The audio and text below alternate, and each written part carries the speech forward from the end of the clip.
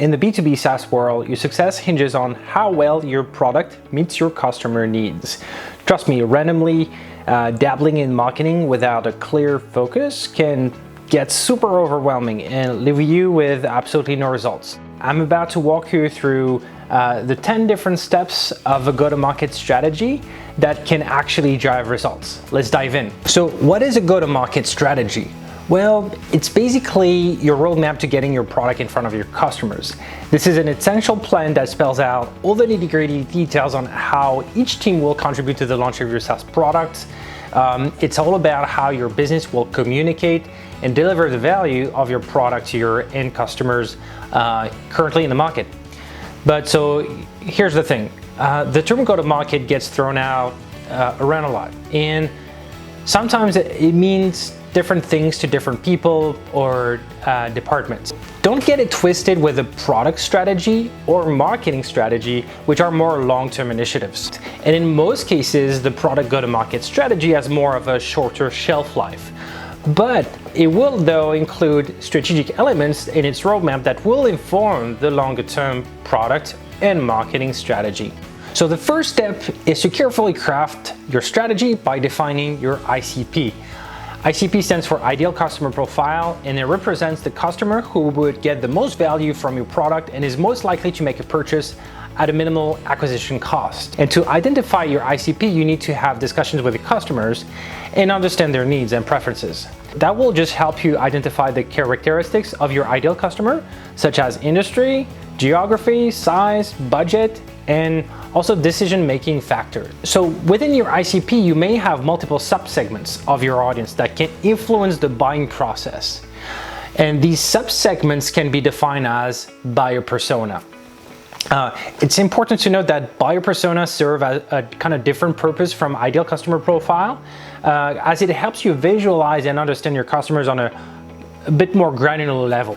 With that said, defining your ICP is crucial just because without a clear understanding of who your ideal customer is, everything that comes after this in your go-to-market strategy won't be as effective. So now in our next step, you need to develop your value proposition. Your value prop is essentially a concise definition of what your company does and the unique value it offers in the market.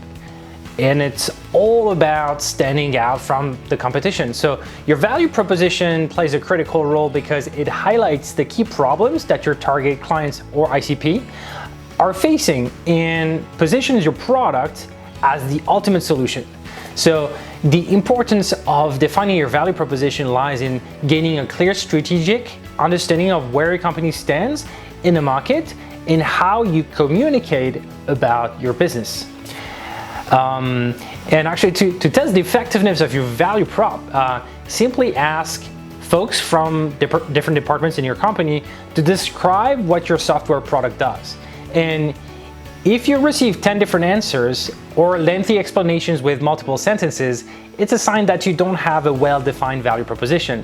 From experience, actually, one valuable lesson I've learned in marketing is that if you can replace your logo with any company's logos on top of your value proposition and it still makes sense, well, unfortunately, that means that you may not have the right positioning, and that's why defining your value proposition is incredibly important. Moving on to step 3 of our go-to-market. We'll dive now in the world of market research and competitive analysis.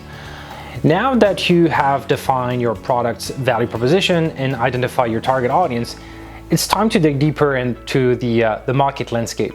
By conducting thorough research, you can identify both direct and indirect competitors, understand their strengths and weaknesses, and pinpoint opportunities for your software product to differentiate.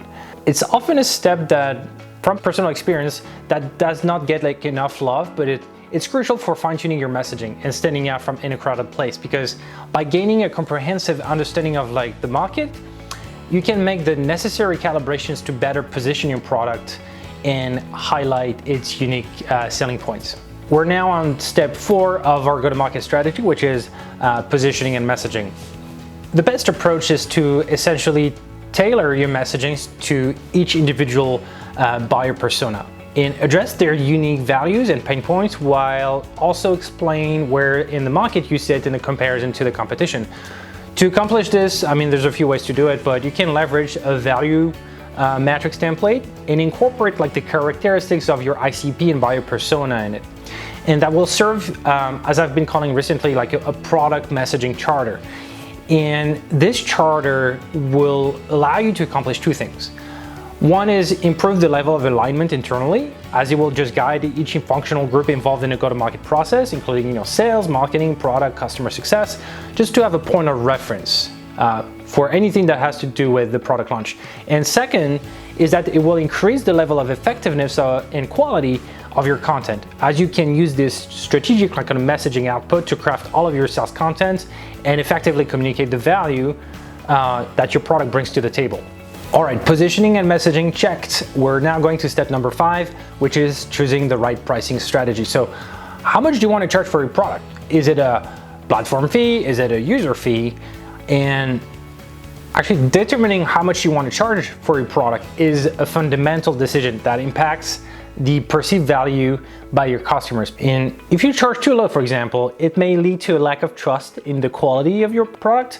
On the other hand, if you charge too high, it can create a significant barrier of entry and low consideration point. It's important to keep in mind that the objective is to drive long-term customer retention. There are a few approaches that you can consider for your pricing model. The first one that is kind of popular is freemium. You offer a free plan to your users with limited set of features that allow them to explore the product, and you encourage them to upgrade to the paid plan, pretty much. You can offer your product and all its features at a fixed monthly rate. You can adopt like a per user pricing, so you charge your customers based on the number of users, allowing them to choose a plan that fits like their company size. This approach is kind of more flexible for companies with evolving needs. And you can use like a per feature pricing. Customers only pay for the specific features they use, and if they desire additional features, they can just like upgrade accordingly. And finally, you can package your pricing into different tiers. So each offering has like a distinct set of features, and this allows customers to choose a plan that aligns with their specific needs, and make certain plans also more attractive based on the feature that they prioritize. So choosing the right strategy requires careful consideration, as this pricing model will help you make better informed decisions for your go-to-market that aligns with your business goals, but also customer expectations. So from there, you should have a much clearer sense of direction for an effective go-to-market. And to demonstrate the effectiveness of your go-to-market strategy, you now need to think on how you're going to track its success. So that's why, as step number 6, we're now going to work on success metrics and KPIs. You need to find a form of tracking system that will allow you to measure how well you're meeting your goals within a given period. You should think of the following ingredients. Your success metrics should be quantifiable. Think of like the target value of your chosen goals based on pricing models, etc. Identify where the data is coming from. And also think of like the frequency of how often you want to look at the data. Ultimately, the idea is to make sense of your data, which will help in your go-to-market effort just to make better informed decision, but also like save time and money. All right, now that you've got all the foundational work in place, it's the time where you bring everything together and start working on content, which marks step number 7, which is sales enablement. So sales enablement by definition is a set of tools and content used by your sales team to effectively sell your solution and close deals.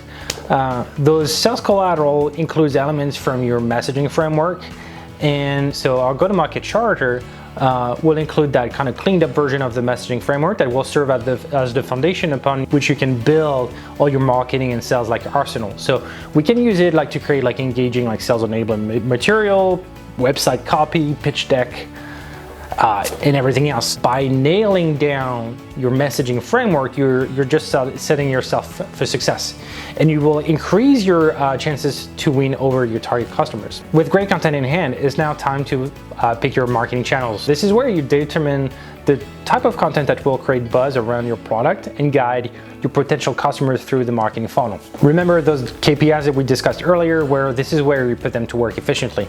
The key is to ensure that the marketing channels that you select for a campaign align with the content like consumption habits of your customers. So do they hang out on Facebook or on LinkedIn? Are they more likely to respond to cold outreach on email?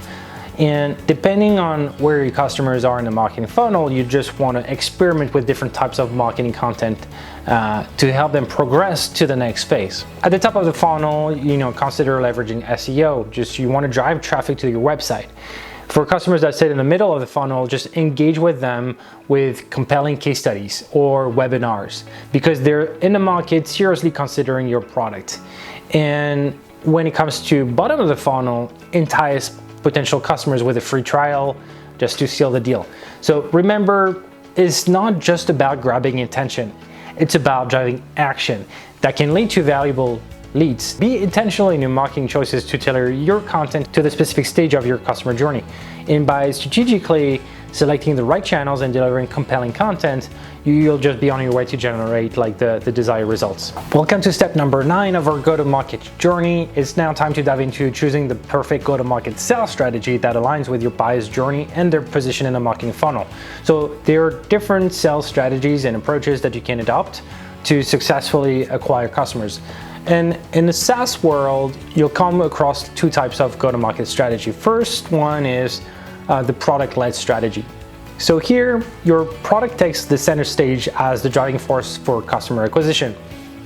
It becomes the focus for all of the marketing and sales efforts. For example, if you offer a free trial, you aim to provide users with the best possible experience that will ultimately encourage them to upgrade to the paid plan. And well, this strategy is the best. It works wonders when your product is user-friendly. It can attract customers through its own merits. But on the other hand, you have the sales-led strategy, which works maybe best for enterprise companies. In this approach, your market efforts will focus more on attracting leads through marketing campaigns, while your sales team takes charge of convincing and closing deals with your customers. So this strategy puts more importance towards the human touch and also relies on the expertise of your sales team to drive conversions. Coordination and alignment between your marketing and sales teams are vital because it obviously will ensure the success of your chosen approach. But from my experience, I found that a mix of both strategy often yield the best results. A product-led strategy can help, for example, surface a high-value customers that you can then pass on to your sales team for more personalized attention. So remember, every business is unique, but consider your specific circumstances when determining which strategy or combination of strategy will work best for you. So here's our final step in our go-to-market journey, which is building customer success stories. Success stories present incredible opportunities to establish trust among potential customers. Think of your success stories as a powerful portfolio of real-life use cases that demonstrates your company's value. The goal is to highlight how your SaaS product has helped your current customers overcome challenges and achieve successful outcomes. These stories can be utilized to spread awareness about your product and what it does. When you craft those success stories, just focus on the specific challenges that your customer faced, the solutions that your product provides, and the measurable results that they achieved. So showcasing the positive impact of your product reinforces the value proposition and creates that sense of confidence in potential buyers. All right, folks, we've reached the end of our journey through the 10 essential steps of your SaaS go-to-market strategy. Following these steps will not only minimize the risk and cost of failed product launches, but also bring a better sense of clarity both within your organization and to the outside world. If you found this content valuable, I would love if you can smash that like button and consider subscribing to my channel. Stay tuned for more insightful episodes to come. Again, this is Justin, and I'll catch you on the next one.